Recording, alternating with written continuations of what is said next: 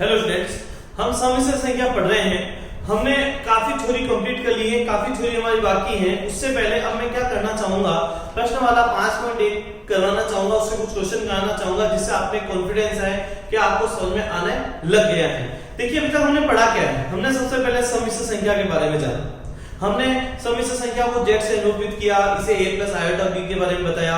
फिर हमने आयोटा के मान निकाले कि आयोटा की पावर 1 का वैल्यू क्या होता है, 2 का क्या होता है, 3 का क्या होता है, 4 का क्या होता है। और हमने जो लास्ट वीडियो में बात की थी वो दो समिश्र संख्याओं के योग की थी, दो समिश्र संख्याओं के गुणन की थी, दो समिश्र संख्याओं के अंतर की थी। अभी तक हमने ये बात की है। अब हम आगे जाना चाहते हैं प्रश्नमाला 5.1 पे। तो हेडिंग डालिए प्रश्नमाला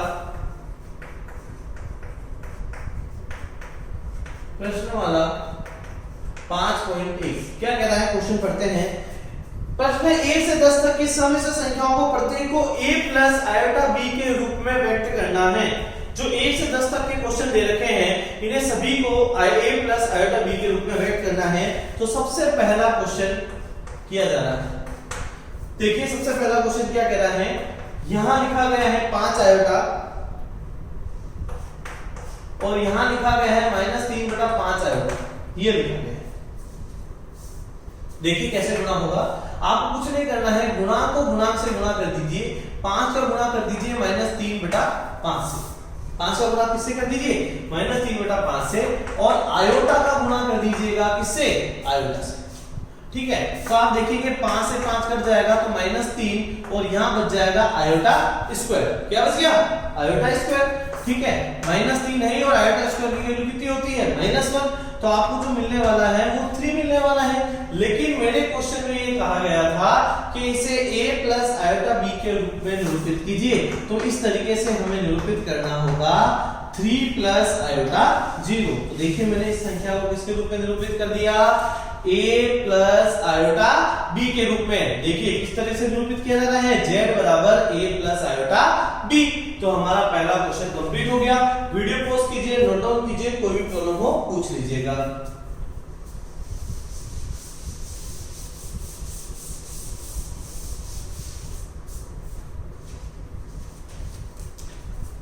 देखिए क्वेश्चन नंबर 2 कराया जा रहा है। क्वेश्चन नंबर 2 में क्या है, आयोटा की पावर 9 प्लस आयोटा की पावर 19। तो मैंने क्या किया, आयोटा की पावर इसको तोड़ दिया 4 × 2 + 1 में। तोड़ सकता हूं, देखिए 4 × 2 कितने होते हैं, 8। 8 में से कितने होते हैं, 9।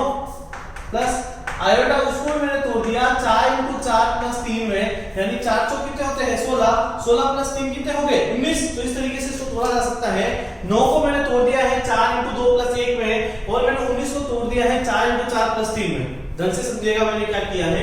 9 को तो मैंने तोड़ा है 4 × 2 + 1 में और मैंने 19 को तोड़ा है 4 × 4 + 3 में। इस तरीके से हम इसे तोड़ सकते हैं। तो अब हम देखते हैं कि यहाँ आयोटा की पावर जो शेष पर बच रहा है वो 1 बच रहा है, तो इसकी जो वैल्यू होगी वो आयोटा होगी और यहाँ जो बच रहा है वो माइनस आयोटा होगी। तो जो मुझे मिलने वाला है वो क्या मिलने वाला है, 0। मुझे जो आंसर मिलने वाला है वो 0 मिलने वाला है, यानी मुझे शून्य समिश्र संख्या मिलने वाली है। तो इसे मैं लिखूंगा z बराबर 0 प्लस आयोटा 0 और मेरा आंसर मेरे पास आ जाएगा। बहुत ही आसान था। देखिए 4 × 2 + 1, इसको इस तरीके से तोड़ा, यहाँ आयोटा आ गया और यहाँ क्या बचने वाला है, आयोटा आपका बचने वाला है, माइनस आयोटा बचने वाला है। तो आयोटा की पावर जो क्यूब होता है उसकी जो वैल्यू होती है वो माइनस आयोटा होती है। तो आयोटा माइनस आयोटा आपके लिए क्या रहने वाला है, 0 रहने वाला है। इस तरीके से हमें हमारा आंसर मिल जाएगा। वीडियो पॉज कीजिए, अच्छे से नोट डाउन कीजिए।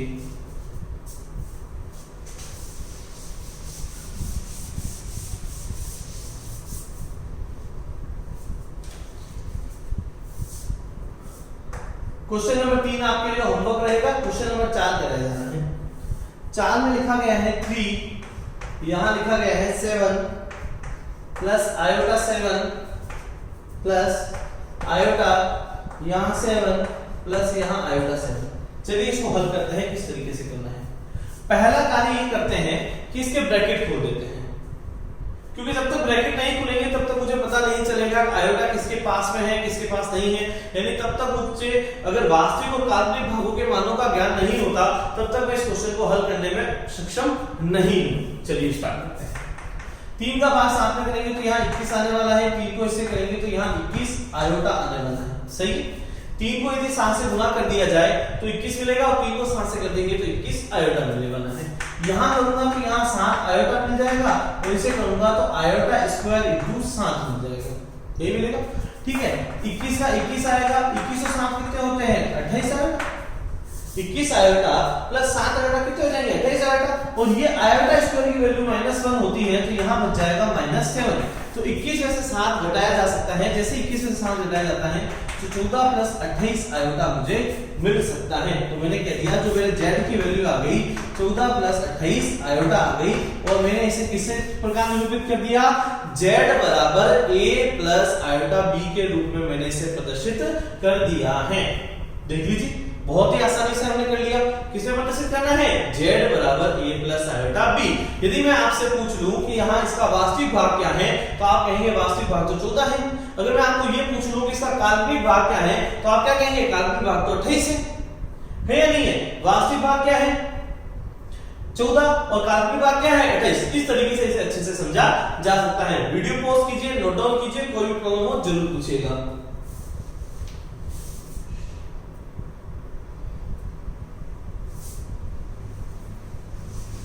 अब नेक्स्ट क्वेश्चन पे चलते हैं।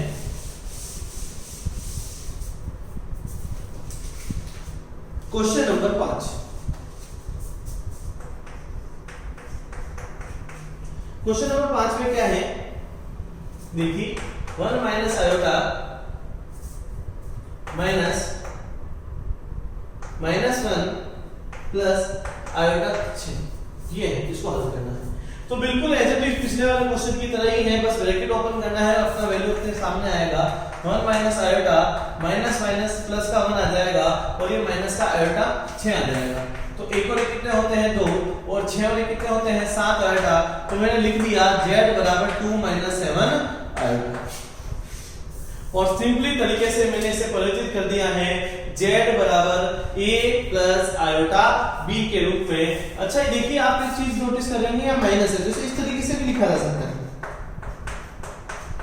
इसको हम इस तरीके से भी लिख सकते हैं, कोई समस्या नहीं है। ये आपका हो गया a प्लस आयोटा b। यदि मैं आपसे पूछूं इसमें वास्तविक भाग क्या है तो आप कहेंगे वास्तविक भाग 2 है। यदि मैंने आपसे पूछ लिया काल्पनिक भाग क्या है तो आप कह देंगे काल्पनिक भाग -7 है। तो बहुत ही आसानी से मैंने इसे परिवर्तित कर दिया है z बराबर a प्लस आयोटा b में। वीडियो पॉज कीजिए, नोट डाउन कीजिए।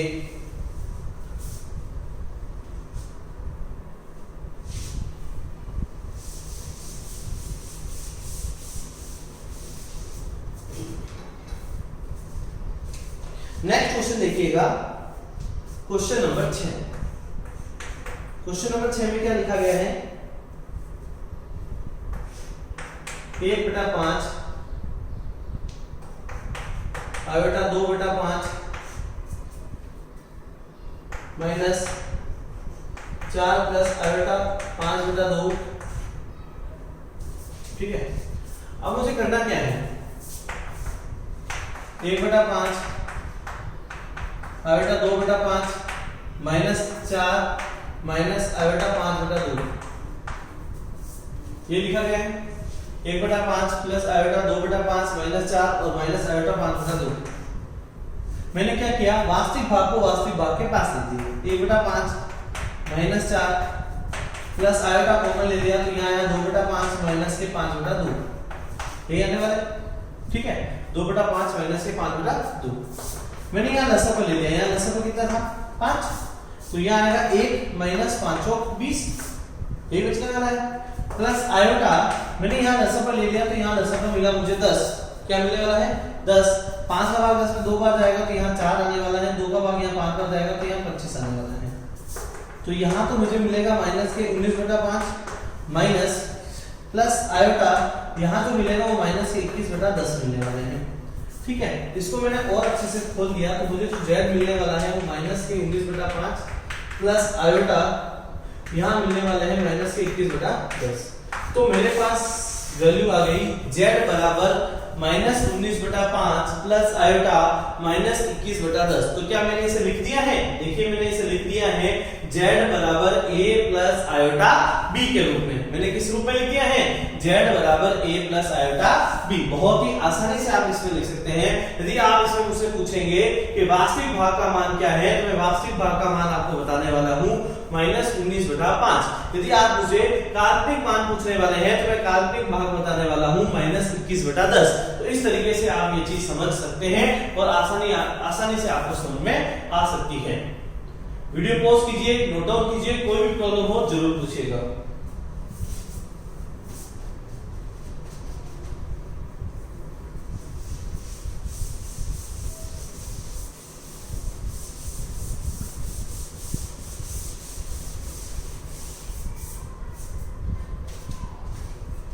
आगे आइए, अब हमें करना है क्वेश्चन नंबर 7। अब हमें क्या करना है? क्वेश्चन नंबर 7 करना है। क्वेश्चन नंबर 7 में देखिए क्या लिखा गया है, bracket 1/3 plus iota 7/3 plus 4 plus iota 1/3 bracket close minus 4/3 plus iota bracket close. इसे मुझे हल करना है। तो हम क्या करते हैं? सबसे पहले देखिए, वास्तविक भाग को वास्तविक भाग के पास लिख लेते हैं 1/3 प्लस 4, ठीक है, प्लस आयोटा 7/3 प्लस आयोटा 1/3। इस ब्रैकेट को अब हम खोल लेंगे, -4/3 प्लस आयोटा हमारे पास लिखा गया है। अब मैंने इस ब्रैकेट को और खोल दिया तो यहां से आया 1/3 प्लस 4, ये माइनस प्लस हो गया तो यहां बच गया 4/3। इसमें से मैंने आयोटा कॉमन ले लिया तो यहां बचा 7/3 प्लस 1/3, माइनस प्लस माइनस हो गया तो माइनस का 1 बच गया। ये चीज आपके पास बचने वाली है। आपने देखा कि आप यहां 3 लसफ ले सकते हैं। 3 लसफ आने पर 1 प्लस 12 प्लस 4 मिल गया, ठीक है, प्लस आयोटा लेने पर यहाँ लसफों में आपको 3 मिलेगा तो यहाँ 7 प्लस 1 माइनस 3 मिल गया। तो आपको जो z बराबर मिलना चाहिए वो मिलना चाहिए 12, 4, 16 और 1, 17। तो यहाँ से मिल गया आपको 17/3 प्लस आयोटा, ठीक है, 7 प्लस 1 4 में से 3 जाएंगे, 7 प्लस 1 8 में से 3 जाएंगे तो 5/3 मिल जाएगा।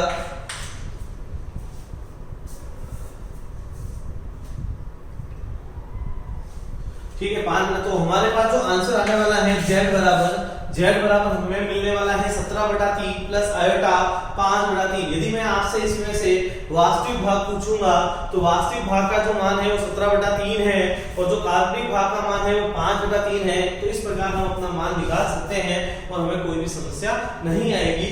बस देख लीजिए अभी तक हम कर क्या रहे हैं, जो तस्वीर में लसरों पढ़ के आए हैं, ऐसे पढ़ के आए हैं, उसी का प्रयोग किया जा रहा है और उसी के आधारित हम इसे हल कर रहे हैं। बहुत ही आसानी से हम इसे सीख सकते हैं, कोई भी प्रॉब्लम नहीं आने वाली है आपको। वीडियो पॉज कीजिए, अच्छे से नोट डाउन कर लीजिए।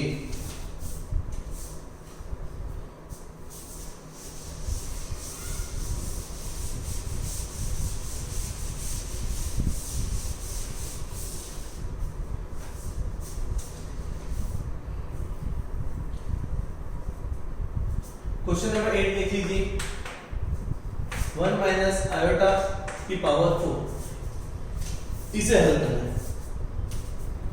देखिए कैसे मैं लिख सकता हूं 1 माइनस आयोटा का स्क्वायर का होल स्क्वायर। मैंने इस घात को तोड़ दिया 2 × 2 में, तोड़ सकता हूं। 2 × 2 कितने होते हैं? 4। अब मैंने यहाँ सरल समीकरण लगा दी, 1 का square 1 plus iota square minus 2 iota और इसका भी क्या हो जाएगा? होल स्क्वायर, ठीक है। तो देखिए 1 आयोटा स्क्वायर की जो वैल्यू है वो कितनी होती है? -1 माइनस 2 आयोटा का स्क्वायर। 1 से 1 क्या हो जाएगा? कैंसिल। तो आपके पास क्या बचने वाला है? -2 आयोटा का वर्ग। देखिए माइनस का वर्ग होता है प्लस 2 का वर्ग होता है 4 और ये बच चुका है आयोटा स्क्वायर। तो आयोटा स्क्वायर की वैल्यू कितनी होती है? -4। आयोटा स्क्वायर की वैल्यू -1 होती है तो यहाँ आंसर जो आने वाला है वो -4 आने वाला है। इसको अगर मैं लिखूं तो -4 प्लस आयोटा 0 लिख सकता हूं। तो मेरा जो आंसर आ गया वो z बराबर -4 प्लस आयोटा आ चुका है, 0 आ चुका है। देखिए मैंने वापस क्या किया, पहले इस घात को तोड़ा 2 into 2 में तोड़ दिया, फिर मैंने 1 माइनस आयोटा स्क्वायर में क्या लगा दिया, a square plus b square minus 2ab। ठीक है, तो ये इसकी वैल्यू तो -1 होती है, तो ये तो 0 हो गया, तो -2 आयोटा बच गया, माइनस का प्लस 2 का स्क्वायर 4, आयोटा स्क्वायर वैल्यू -1 होती है, तो -4 आ गया। वीडियो पॉज कीजिए, नोट डाउन कीजिए, कोई भी प्रॉब्लम हो पूछ लीजिए।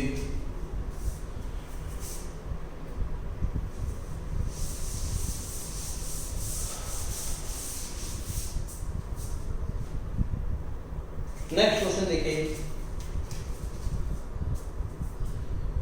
क्वेश्चन नंबर 9,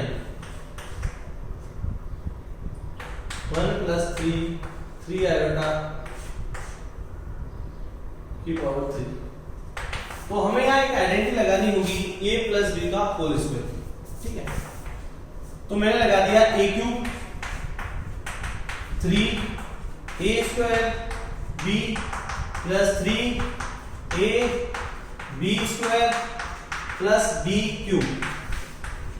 मैंने एक सहसमीका लगा दी है a प्लस b का होल क्यूब, वो सहसमीका होती है a cube plus 3a square b plus 3ab square plus b cube. तो इसको अगर मैं सॉल्व करूं तो यहाँ आएगा 1/27, इसको सॉल्व करूं तो 3 into 1/9 गुणा 3 आयोटा, इसको सॉल्व करो 3 into 1/3 into 9 आयोटा स्क्वायर, और ये आएगा 27 आयोटा क्यूब, यही आने वाला है। अब जो कटता है उसे कट कर दीजिए, ये काटा 3 बार, ये 3 से 3 काटा, ये 3 से 3 कर दिया, तो यहाँ बचा 1/27 प्लस यहाँ आपका सिर्फ बचने वाला है आयोटा, यहाँ बचने वाला है आयोटा स्क्वायर की वैल्यू होती है माइनस, तो ये आ जाएगा माइनस का 9, और यहाँ जो बचने वाला है वो बचने वाला है माइनस का 27 आयोटा। ठीक है, तो आपका जो बचेगा वो 1/27 माइनस 9 बच जाएगा, और यहाँ जो बचने वाला है वो माइनस का 26 आयोटा बचेगा। 27 में से एक आयोटा चला जाएगा, तो आपके पास आयोटा की वैल्यू कितनी बचने वाली है, 26 आयोटा। ठीक है, अब यहाँ आप एलसीएम ले सकते हैं 27, तो 1 माइनस 9 into 27 कर दीजिए, माइनस 26 आयोटा बच जाएगा। अब इस कैलकुलेशन को आगे हल कर लीजिएगा, आपके पास आपका आंसर आ जाएगा। ठीक है, जो 10वां क्वेश्चन है वो बिल्कुल इसी तरह का है, जो आपके लिए होमवर्क रहेगा और आपको पढ़ना पड़ेगा। लगभग 5.1 के 10 क्वेश्चन आपके समाप्त हो चुके हैं, आपको अच्छे से पढ़ने हैं। अगर आपको कोई भी प्रॉब्लम हो तो उससे पूछना है। इतना आप कर लीजिए, आपसे अगर इतने हो जाएंगे तो काफी कंप्लीट हो जाएगा। बाकी जो बात करेंगे वो हम अगले वीडियो में करेंगे, किस तरीके से हमें अगले क्वेश्चन करने हैं, कहाँ करना है, किस तरीके से करना है, जो भी होगा वो आपको समझा दिया जाएगा। पढ़ते रहिए, आगे बढ़ते रहिए। धन्यवाद।